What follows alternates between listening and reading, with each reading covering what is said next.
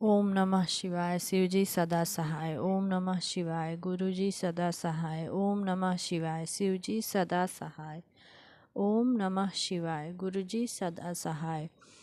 श्री शिव महापुराण द्वितीया रुद्र संहिता चतुर्थ कुमारखंड। अध्याय 16। देव गणेश युद्ध तथा शिवजी द्वारा गणेश शिरोच्छेदन। ब्रह्मा जी बोले, हे नारद, अब तुम्हारे वचनों को ध्यान कर शिव जी उस बालक से युद्ध करने लगे। एक से एक पराक्रमी देवता और विष्णु जी तक उससे युद्ध करने लगे। एक से एक भयानक अस्त्र चलाने लगे। शिव जी भी अपनी सेना के साथ चिरकाल तक उस बालक से युद्ध करते रहे। बालक ने विकराल रूप धारण कर लिया। शिव जी आश्चर्य करने लगे। विष्णु जी ने कहा, मैं इसे मोहित कर परास्त करूँगा, क्योंकि यह तमोगुण वाला बालक बड़ा ही दुर्गम है। शिव जी की माया से विष्णु जी मोहित हो गए। गणेश जी ने उन पर परिघ का प्रहार किया। यह देख कर शिव जी को और भी क्रोध आया। वह हाथ में त्रिशूल उठाकर उस बालक को मारने चले। तब शिव जी को इस रूप में अपनी ओर आते देख गणेश जी ने मन ही मन अपनी माता का ध्यान किया और अपनी शक्ति उठा महादेव के हाथों पर प्रहार कर दिया। उस समय महावीर गणेश की शक्ति महादेव जी से भी बड़ी हुई थी। उस शक्ति के लगने से परमात्मा शिव के हाथ से उनका धनुष गिर पड़ा। तब धनुष को गिरते देख शिव जी ने यह पिनाक उठा लिया, परंतु गणेश्वर ने एक परिघ मारकर उनका पिनाक भी पृथ्वी पर गिरा दिया। फिर हाथ से शूल उठाकर गणेश जी ने शिव जी के पांचों हाथों में मारकर उन्हें व्यर्थ कर दिया। शिव जी ने कहा, वाह, जब मेरी ही यह दशा है तो मेरे गणों की तो क्या दशा न होगी।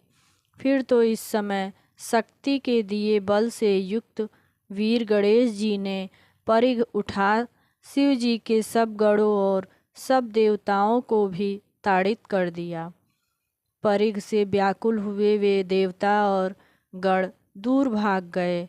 विष्णु जी उस महाबली रणप्रिय गण को देखकर कहने लगे कि इसको धन्य है, हमने बहुत से देव दानव दैत्य यक्ष गंधर्व और राक्षस देखे हैं, पर इस गणेश्वर की समता को कोई नहीं पा सकता। विष्णु जी ऐसा कह ही रहे थे कि शक्ति पुत्र गणेश ने उन पर भी अपने परिघ का प्रहार कर दिया। तब विष्णु जी ने शिव जी के चरण कमलों का ध्यान कर चक्र उठा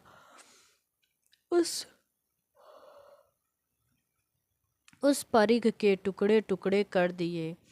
गणेश जी उसी खंडित परिघ से विष्णु जी को फिर मारने लगे, परंतु गरुड़ जी उनके सब प्रहारों को व्यर्थ कर देते थे। इस प्रकार महावीर विष्णु और गणेश्वर को युद्ध करते समय बहुत समय बीत गया। इस बीच गणेश जी ने विष्णु को मार मार कर मूर्छित भी कर दिया। फिर भी विष्णु जी उठ कर शिवा पुत्र के साथ संग्राम करते रहे। यह देख शिव जी को बड़ा क्रोध आया और उन्होंने त्रिशूल उठा शीघ्र ही उस बालक का सिर काट दिया। देवताओं और देवगणों की सेना निश्चिंत हो गई। हे नारद, उस समय तुमने जाकर यह सब बातें देवी से कह दी और यह भी कह दिया कि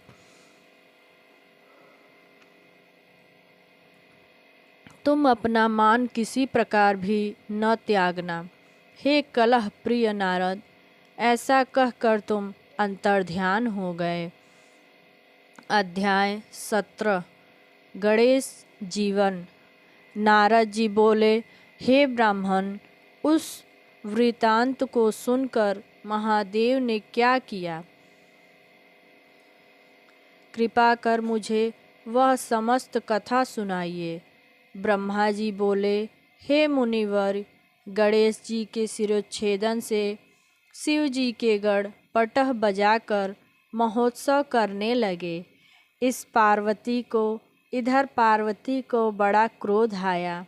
वह कहती, हाँ मैं क्या करूं, कहाँ जाऊं, मुझे बड़ा दुख प्राप्त हुआ।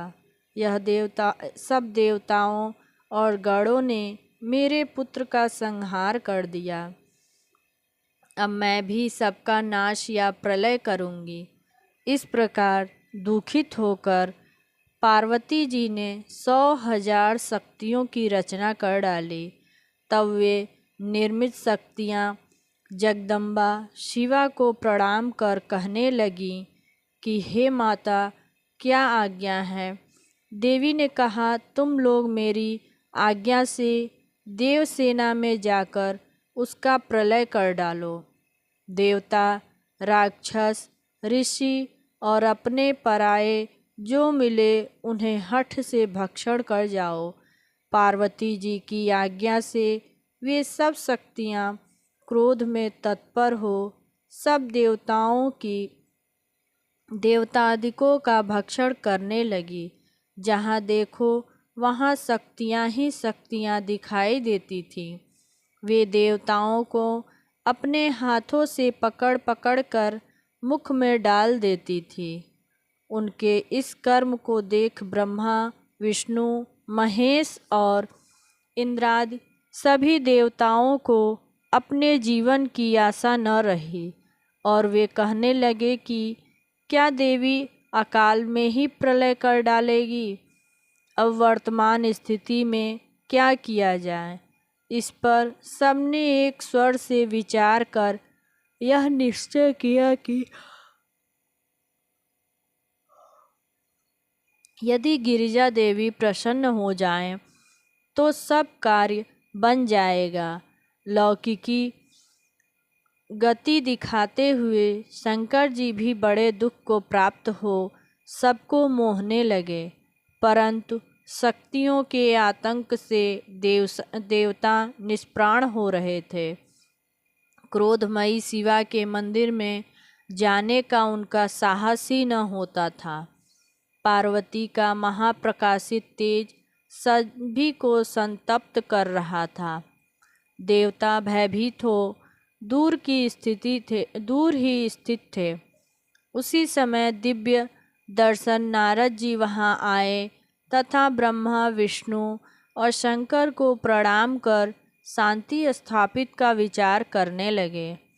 सब देवताओं ने कहा, हे नारद, तुम्हें अग्रणी बना शिव जी के पास चलने का हमने प्रस्ताव स्वीकार किया है।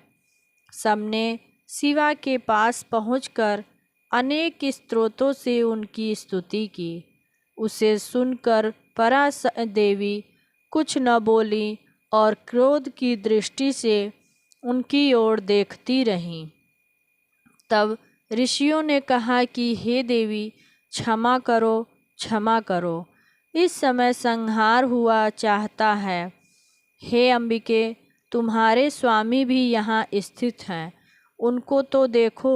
साथ ही हम ब्रह्मा, विष्णु आदि देवता और आपकी समस्त प्रजा यहाँ हाथ जोड़े खड़ी है। हे परमेश्वरी, अब इनका सबका अपराध क्षमा कीजिए। हम सभी व्याकुल हैं, हमारी शांति कीजिए। जब इस प्रकार कहते हुए सब देवता बड़ी दीनता और व्याकुलता से हाथ जोड़े हुए उन चंडिका के समक्ष खड़े हो गए, तब वह भगवती करुणा कर उन देवताओं से इस प्रकार बोली, यदि मेरा पुत्र जी जाए और तुम सबके मध्य में पूजनीय हो जाए तो यह संहार नहीं होगा, अन्यथा शांति नहीं होगी। भगवती के ऐसा कहने पर सब देवताओं ने शिव जी के लिए प्रार्थना की। शिव जी ने कहा, ठीक है, हम लोगों को वही करना चाहिए जिसमें सब लोगों का मंगल होवे। अच्छा, तो तुम लोग यहाँ से उत्तर दिशा में चले जाओ और पहले जो मिले उसका सिर काट कर गणेश जी के सिर में जोड़ दो, तो यह जी जावेंगे। यह सुनकर सब देवता गणेश जी को लेकर उत्तर दिशा की ओर गए। प्रथम उनको एक दांत वाला हाथी मिला। उन्होंने उसका सिर काटकर गणेश जी से शरीर से जोड़ दिया। फिर उन्हें अच्छी तरह धोकर उनकी पूजा की तथा विष्णु जी से कहा कि अब जैसा उचित हो वह कृत्य आप कीजिए। विष्णु जी ने वेद मंत्रों के योग से अभिमंत्रित कर शिव जी को स्मरण कर गणेश जी पर जल छिड़का। जल के छिड़कते ही वह बालक शिव जी की इच्छा से जाग उठा। उस गजमुख रक्तवर्ण सुंदर कांतिमान बालक का प्रसन्न वदन एवं सुंदर आकृति की शोभा बड़ी ही दैदीप्यमान थी। शिवापुत्र को जीवित हुआ देख सबका दुख दूर हो गया। सबने प्रसन्न हो उन्हें देवी को दिखाया। पार्वती देवी अपने पुत्र को जीवित हुआ देखकर प्रसन्न हो गईं। नारद जी अध्याय 18 गणेश गौरव। नारद जी बोले, हे प्रजेश्वर, गिरजा पुत्र के जीवित होने पर क्या हुआ? कृपा कर वह कथा सुनाइए। ब्रह्मा जी कहने लगे, हे मुनीश्वर, जब देवी ने देखा कि मेरा पुत्र जीवित हो गया तो वह बहुत प्रसन्न हुई और दोनों भुजाओं से पकड़कर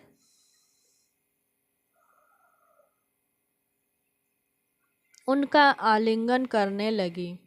अनेकों प्रकार के भूषण और वस्त्र पहनाए।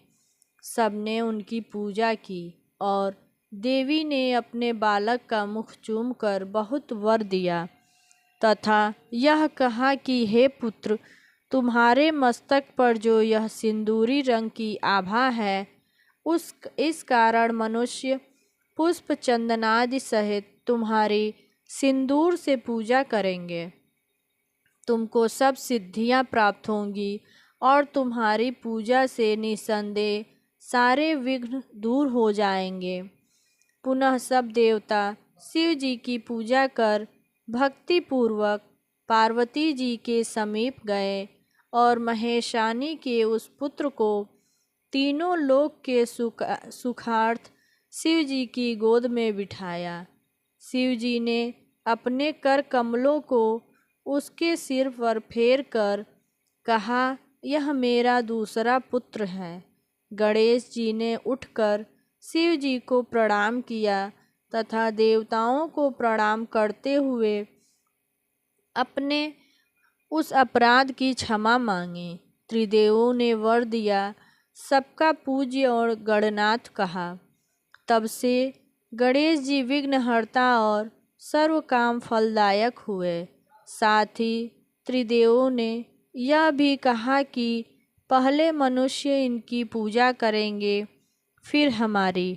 तदंतर पहले शिव जी ने सभी मांगलिक वस्तुएं मांगकर गणेश जी की पूजा की।